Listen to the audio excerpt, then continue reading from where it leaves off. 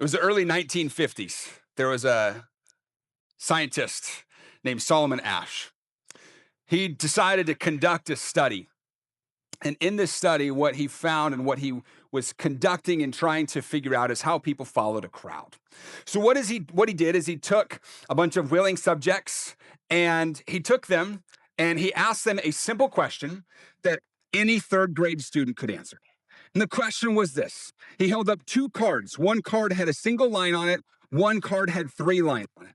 And he said, which line on this card is the same as the line on this card? A very simple question. The thing about the experiment was that all the other people in the room were in on the experiment.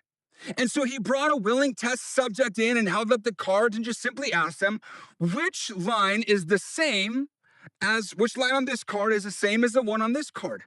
And every person who was in on the experiment started off and said very convincingly the wrong line. And so after everybody in the room, 4 or 5 people, convincingly said the wrong line was the correct line, the subject 3 out of 4 times said the wrong line too, because they didn't want to stand out. They had a fear of being different. It felt a whole lot safer to go along with what everybody else was saying than standing alone by themselves, even for something as small as a line on a card. That research continued. The University of Texas at Dallas continued doing some research along these lines. And what they found is that desire, that pressure that human beings have to blend in, to fit in, to do what the crowd is doing, that pressure, it does lessen as we get older into adulthood, but it is actually still measurable in your 30s and in your 40s. It just isn't as strong as it was in your teenage years, right? As an adult, you don't get offered a cigarette behind the bleachers anymore. You may, right? Often it looks a little bit different for you. You get handed a joke in a group chat that everybody else is laughing at, and you feel like you should probably laugh as well. It looks like an opinion in a staff meeting that you probably should keep to yourself.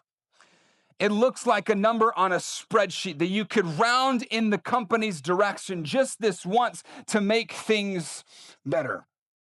But what nobody tells you at your wedding, what people don't tell you when you have a child, people don't tell you when you get a promotion, is that somewhere down the road, the music is going to start playing.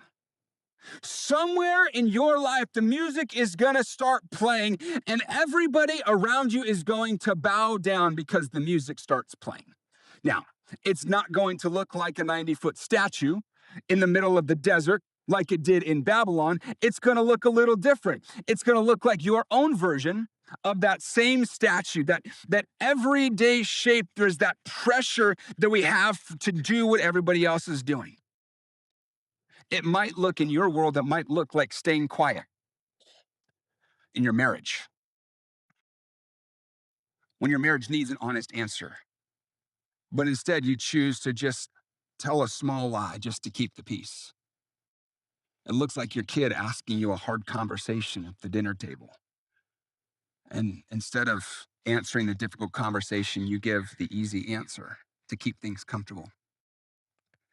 It looks like standing on what you believe, costing you that friend group, costing you your reputation that you've spent a decade building. It looks like costing a promotion. Every single one of us has a statue that we're being asked to bow to. Here's what I want you to remember today, the thing that I want you to walk away with this morning, that I want you to remember in 2 weeks on a random Wednesday morning. Conviction will always cost you something. Compromise will cost you more. Conviction will always cost you something. Compromise will cost you more. That's exactly the fork in the road that three young men had 2,600 years ago. And the answer that they gave is still the best answer to the playbook the enemy has of what to do when the music starts playing. So let me give some context. You may be familiar with this story found in Daniel chapter 3. But what's transpired is the country of Babylon was in control. They came in to Jerusalem and took all of these young men, these wise men, these students growing up into captivity. And they took them, they brought them back to Babylon. And what's fascinating about the story is these men, there were three specific ones that are called out in scripture. Three young men named Hananiah, Azariah, and Mishael. These three guys, they had these names. And why would scripture point out the names? Because the names that these guys carried, Hananiah, Azariah, and Mishael, they carried the name of the true God. It was folded into their names. And so the nation of Babylon wasn't too thrilled with these young men they brought into captivity carrying the names of a God they were trying to abolish and get rid of. And so what they did is they changed the names to Babylonian gods instead.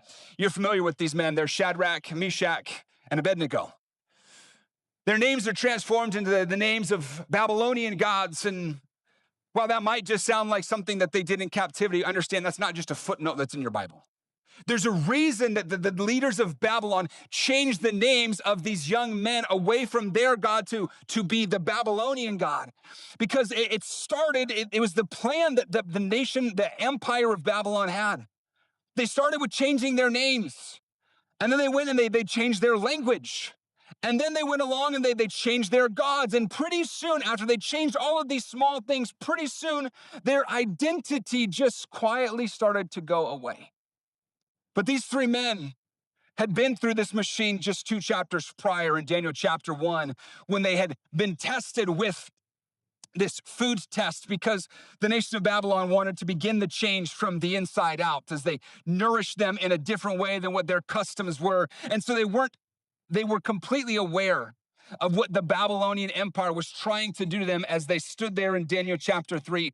King Nebuchadnezzar had built a golden statue that was 90 feet tall, 9 feet wide, 90 feet tall. It was this unusual, this skyline dominating, this incredible, impossible to look away from statue that demanded public compliance.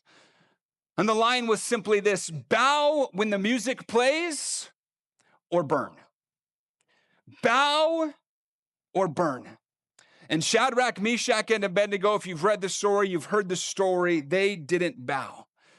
And word gets back to King Nebuchadnezzar, and he's furious. And so he gives them one more chance. They're in his royal court, so he brings them to him. He gives them one more chance. And verse 14 of Daniel chapter 3 is where we pick the story up today. King Nebuchadnezzar said to them, "Is it true, Shadrach, Meshach, and Abednego, that you refuse to serve my gods or to worship the gold statue I've set up? I will give you one more chance to bow down and worship the statue I've made when you hear the sound of the musical instruments. But if you refuse, you will be thrown immediately into the blazing furnace. And then what God will be able to save you and rescue you from my power?"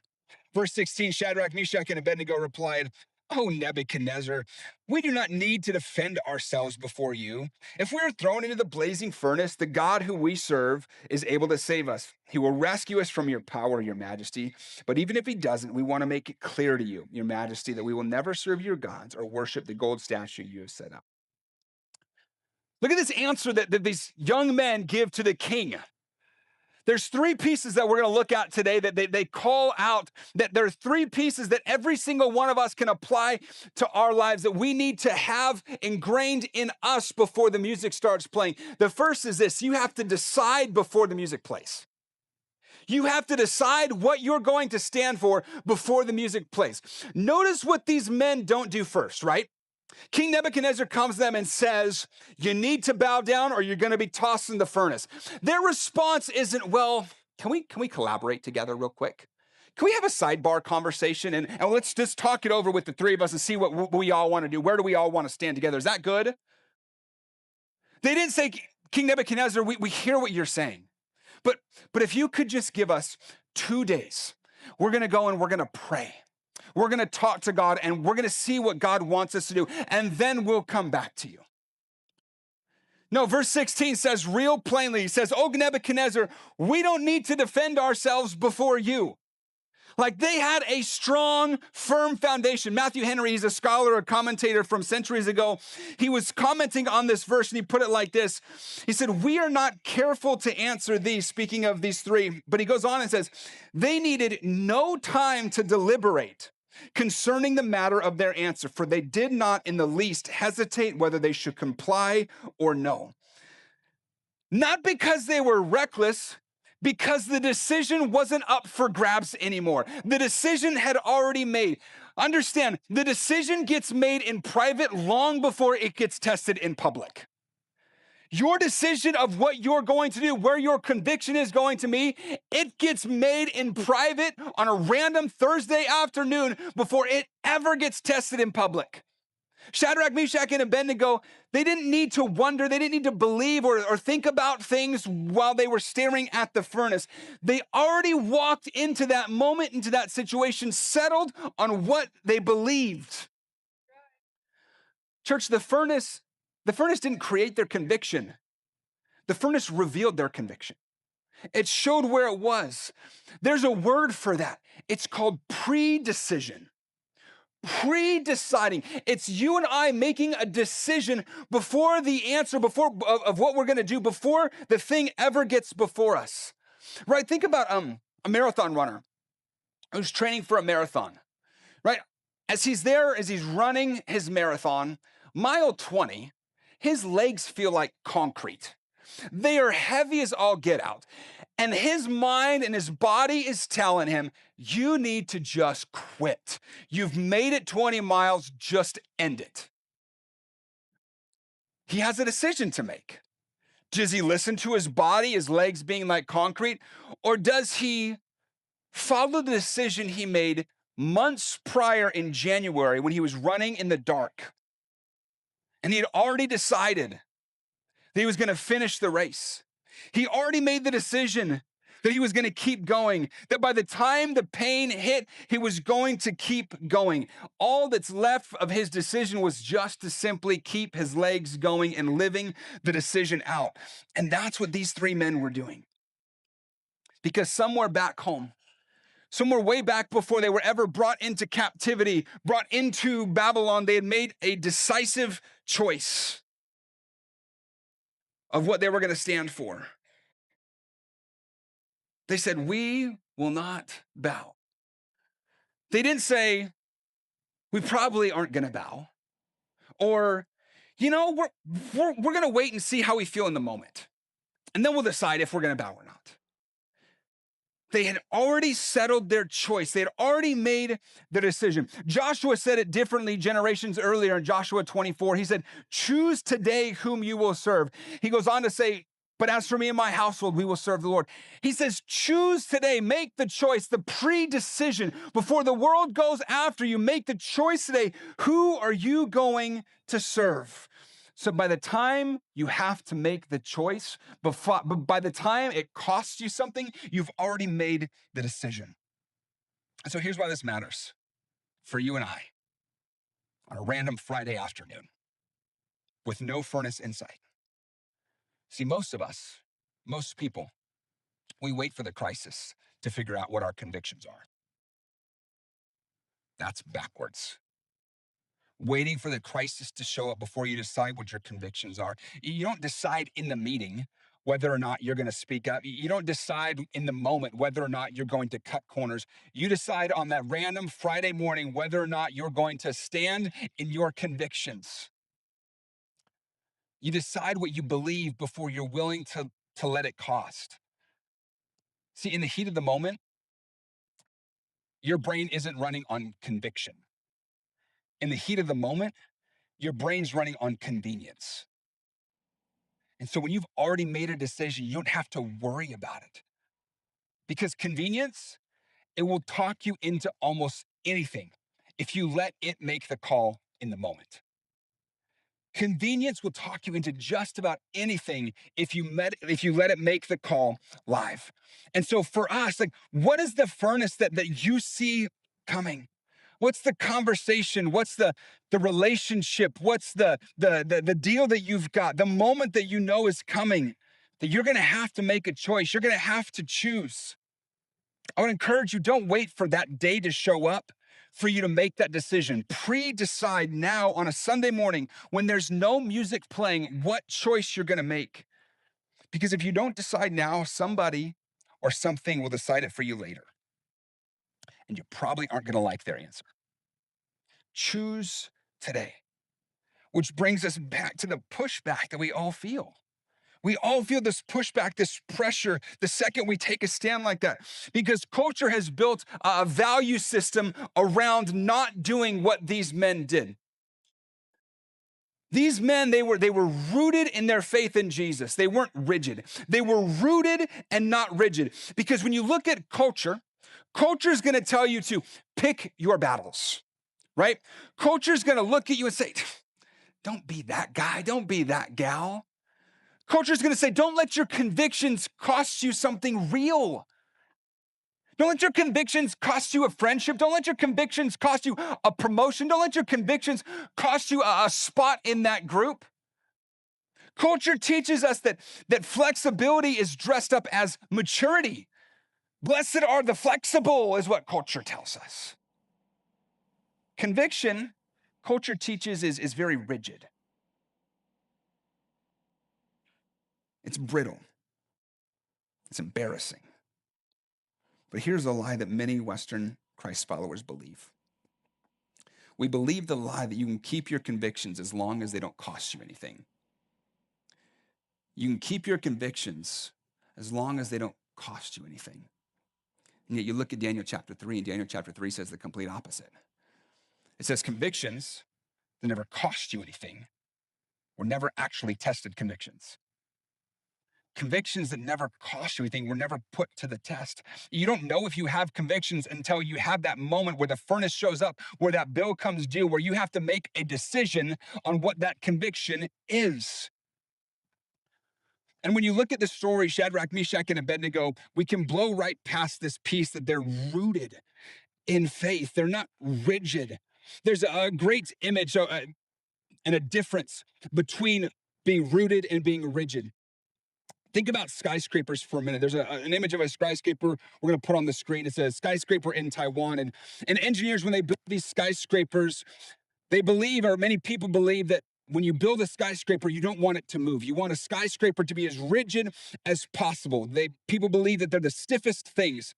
But this is called Taipei 101. It's built in Taiwan. It's this area of the world where a lot of monsoons and earthquakes come after it. And the engineers that built this building is 101 stories tall. It's 1,667 feet high. And so they built this big piece of building. And they did it in a way that seems backwards to people, right? Because instead of making the building this incredibly rigid building that refuses to move, what they instead did is they put a ball, a 660,000 pound ball, at the top of the tower. And what that ball does is that ball has the ability to sway. It's engineered to swing in 5 feet in either direction when the wind blows. That giant ball, it sways so that the building doesn't have to fight the storm head on. That's what this ball looks like. It's at the top of this 101 story tall building. The building, it bends into the wind on purpose so that it never snaps. The tower, it survives when the typhoons, the monsoons come. Those towers that survive, they're not the ones that don't move. They're the ones that are anchored, that are rooted deep enough for when the storms come. So there's enough give, there's enough sway so that they don't come apart. That's what rooted and not rigid is. When you think about trees, right? A dead tree can't bend. A dead tree, when the wind comes, it snaps at the first real gust. But a tree that's been growing into the ground for 30 years, it's got an incredible root system that runs deep into the soil. So when the wind blows, and you've probably seen the trees that sway, that that look like they're going to come down, that the trees that are swaying that make sure that you actually paid your home insurance policy that year because you're concerned if it's going to end up on your house or not, right? And yet they move and they sway because their roots have gone so deep into the ground where the wind can't reach them. Shadrach, Meshach, and Abednego, they weren't stiff personalities that were just there looking to have this fight with King Nebuchadnezzar. These guys, they served in the Babylonian government. They were on the court. They wore Babylonian clothes. They answered to King Nebuchadnezzar, a Babylonian king. They were rooted. They weren't rigid. And there's a difference between being unable to bend and refusing to bow. The reformer John Calvin, he once said that the human heart is a perpetual factory of idols. Every generation rolls new idols off of a line. They call it something else. The idols announce themselves as the smart thing. They announce themselves as the slightly uncomfortable thing to resist because everybody else is doing it. But as everybody was there in Babylon, they were beginning to bow down. Nobody thought they were worshiping a false god. They were just doing what was reasonable. They were doing what everybody else was doing. They were going with the flow. They were reading the room of everybody else around them. And yet last week, if you were here last week, we talked about being made in God's image. We talked about identity. And in order to be built different, that series that we're in order for us to be built different, we have to know what our identity is.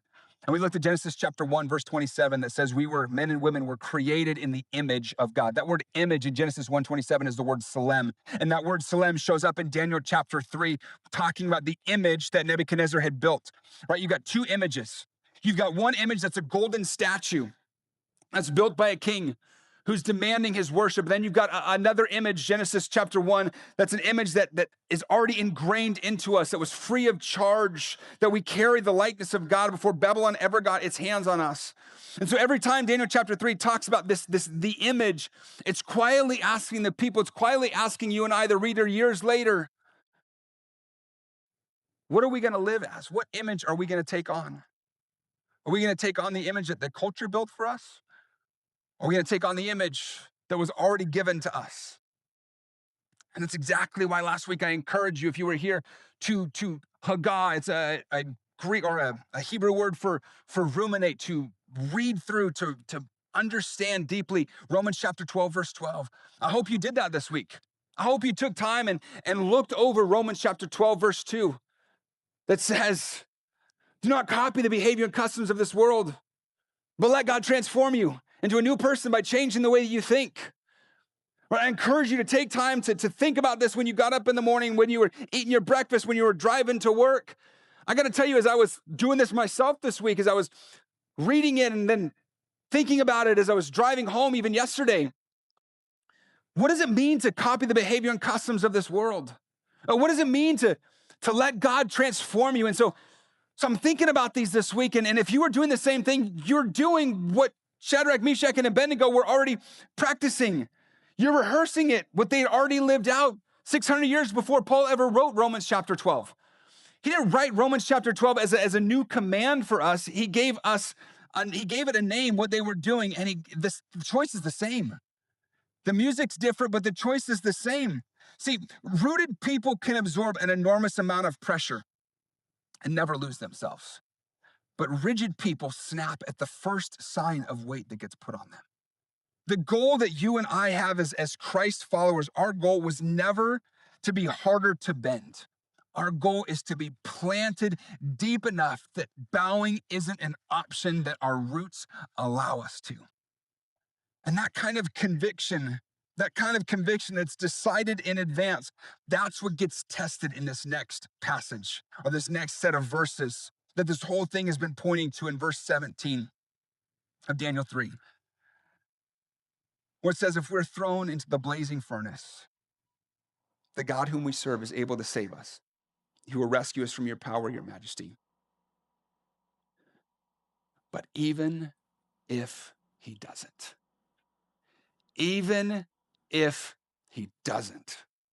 we want to make it clear to you, your majesty, that we will never serve your gods or worship the gold statue you have set up. They said, even if he doesn't. There's three things that are happening in this answer, these two verses, three things that are taking place that are important for us to look at, right? The first, they say there's an ability. They say God is able to save us.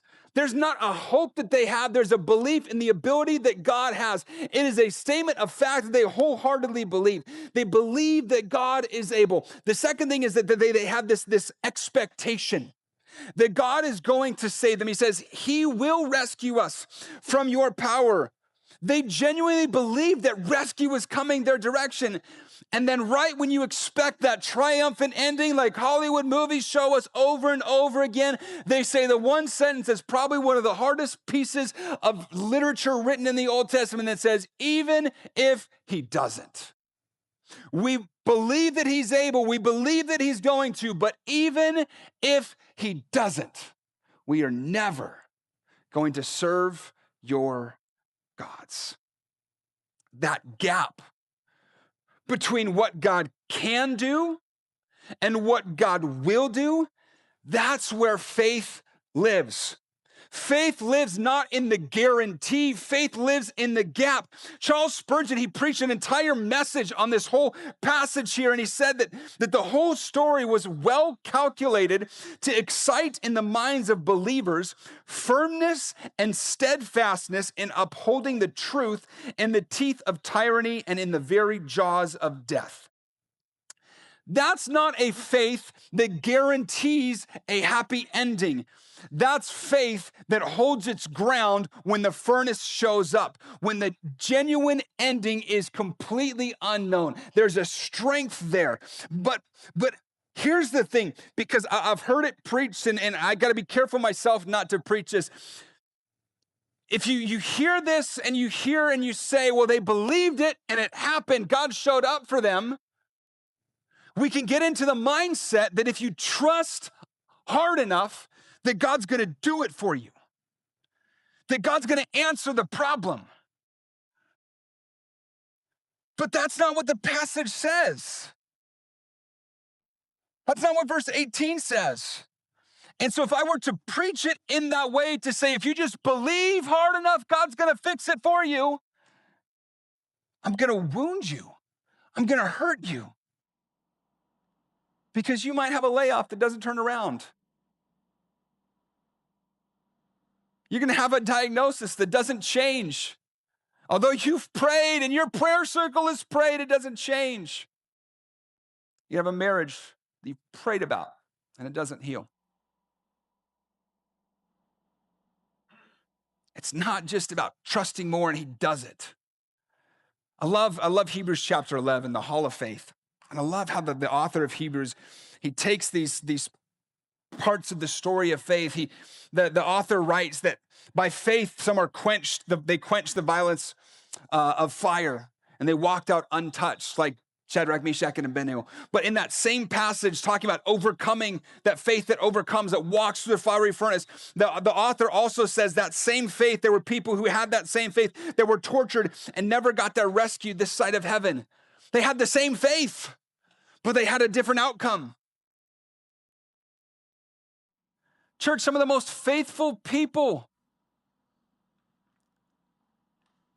they're still standing in the flames. Some of the most faithful people in this building are still going through the fire. And their faith didn't fail because the fire in the furnace didn't go out. Right? Shadrach, Meshach, and Abednego, they didn't know how their story was going to end when they said, we're not going to bow down. They didn't know what was going to happen when they said, even if he doesn't. They said, even if he doesn't, we're going to stand. Because that's the point. And then Peter, he picks up this image when he writes to a scattered church, a suffering church centuries later. He says in 1 Peter 1, he says, these have come, trials, so that the proven genuineness of your faith, of greater worth than gold, which perishes even though refined by fire, may result in praise, glory, and honor when Jesus Christ is revealed. He says there's the same furnace, the same fire, the same God is still in it with his people. It's still worth trusting. That same God is still worth trusting regardless of whether he comes to the rescue or he doesn't. I got to tell you, I saw this up close and personal last year when I was sitting in India. I was sitting in a hotel room. We didn't even get to go to a banquet room. We didn't get to go to a dinner table and have this conversation with local pastors in India. We had to go into a hotel room behind closed doors because the Indian government does not want people talking about Jesus there. And I watched a pastor, young pastor, younger than me. I watched another one and his wife, he and his wife, and I heard their stories through translators of the persecution they faced, of the fires they went through because of their faith. And I watched as they told their stories and they said, we wouldn't change it. They knew that every time they reached out to somebody and invited them to church, every time they told somebody about Jesus, they were at risk of being ratted out, of being beaten, of being tossed in jail. And they kept doing it. And they did it not because someone promised that it was going to be fine for them. They did it because they decided long before the moment where they were beaten, where they were tossed into jail, they decided what they believed and what they were willing to let it cost them. And I got to tell you, standing next to men and standing next to women like that, it will reframe and rearrange your perspective on persecution. Because here in the Western world and the Western church in America, we say, man, I'm being persecuted this week. The devil's really coming after me. Man, you should see what those people said about me at the water cooler. We felt the pressure of somebody for 30 seconds. They wouldn't look at us. They wouldn't sit next to us anymore because they found out we were a Christian. Now, I'm not saying that's not persecution. I'm just saying there's a difference. There's a difference between what they experience, their convictions are, and what we experience. And here's the point. Shadrach, Meshach, and Abednego, they walked into a furnace hoping that God would pull them out. And Jesus walked into something far worse. He walked into the full weight of God's judgment against sin. And Jesus wasn't pulled out of the fire when it was at its worst. He went all the way through it. And he came out on the other side when he rose again, when he conquered death, so that anyone who believes in him doesn't have to walk through the furnace alone anymore. These three men had faith that God was going to rescue them. You and I, we get something better. We get to have the confidence knowing what Jesus already accomplished. That Jesus already walked through the tomb on the other side for you and for me. We have certainty that God walked through it and beat it on our behalf. So think about your life this morning. Somewhere in your life, the music is about to play. Maybe in your spot, it's already playing. Maybe it's a conversation that's coming your way this week, where staying quiet would be a whole lot easier than telling the truth. Maybe for you, it's a habit that you know isn't right, but everybody around treats it like it's normal. Maybe it's a business decision, a business deal that you've got where cutting the corner is the decision that everybody expects you to do. You're not going to figure out what to do in the moment. You have to decide now before you ever get to the furnace. You have to decide what you actually believe and what you're willing to let it cost you. So I would encourage you this week, take some time, think about a place, a conversation, a person, a relationship, a habit where you've been quietly bowing, compromising, because standing firm felt like too much. And then decide on a normal Monday, on a Sunday afternoon, when there's no music playing, what you're going to do when that moment shows up next. How are you going to respond when the music starts playing? That's how these men did it. They made their decision before they ever showed up. They won it in private before they ever faced it in public. So I'm going to ask you to do something like we did last week, to take a verse and Haggah this week. Ruminate over it. Process it. Pray over it. Stew on it. Daniel chapter 3, verse 18. But even if he doesn't, We want to make it clear to you, your majesty, that we will never serve your gods or bow to the statue that you have set up. Say it as you're taking a shower. Say it as you're driving your truck. Say it as you're tucking your kids into bed. My hope is that by next Sunday, this word is so ingrained in you that it's always been there. My hope is that it's ingrained in you that when that moment comes, when you have to stand for your conviction, that you can recall Daniel chapter 3, verse 18, even if he doesn't. I will never bow. Will never serve your idols. Worship your gods. Because you've already got an answer. Because conviction will always cost you something, but compromise will cost you more. Conviction will always cost you something. Compromise will cost you more. Here's the thing, the same God that was able to save Shadrach, Meshach, Abednego, Hananiah, Mishael, Azariah, is the same God who's already walked through the fire and is standing there with you. So God, we come before you this morning. You know what we're walking through. You know the furnaces we're facing. God, you know those areas of our life where compromise feels so much easier than our conviction. God, we ask this morning for your forgiveness. We ask that you would forgive us from those moments that we've bowed, those moments where we've allowed compromise to seek in. God, I pray that you would root us deep in you, that our conviction would be strong, that we would be rooted in our faith in you. God, I pray that we wouldn't break. God, that we would be able to be rooted so we can bend, that we can stand in our convictions. As we keep praying this morning, maybe you're here today, maybe you're watching, and you've never settled the biggest question in your life. You've never decided whether you're going to bow to Jesus or not. So today, with every head bowed, with every eye closed, if you're ready to make that decision, to bow to Jesus, to surrender to his lordship in your life, with heads bowed and eyes closed, I'm just going to ask you to lift your hand on a count of 3. And what we'll do is we'll repeat a prayer together. Everybody in the room will repeat it line by line. We don't want to single you out. We want to lend strength to your voice. But if you're here today ready to decide that Jesus is worthy of being Lord of your life, with heads bowed and eyes closed, if that's you, would you just lift your hand on the count of 3?